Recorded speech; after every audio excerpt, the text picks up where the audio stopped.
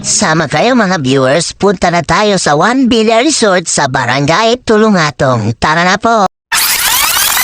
Nandito na tayo mga viewers, gulat kayo, nakarating tayo kagad dito. Huwag kayong mabahala, ipakita ko rin yung lugar kung saan kami dumaan. Baka sabihin nyo, selfish ako. Maganda pala dito guys, kung saan pala kami nakarating.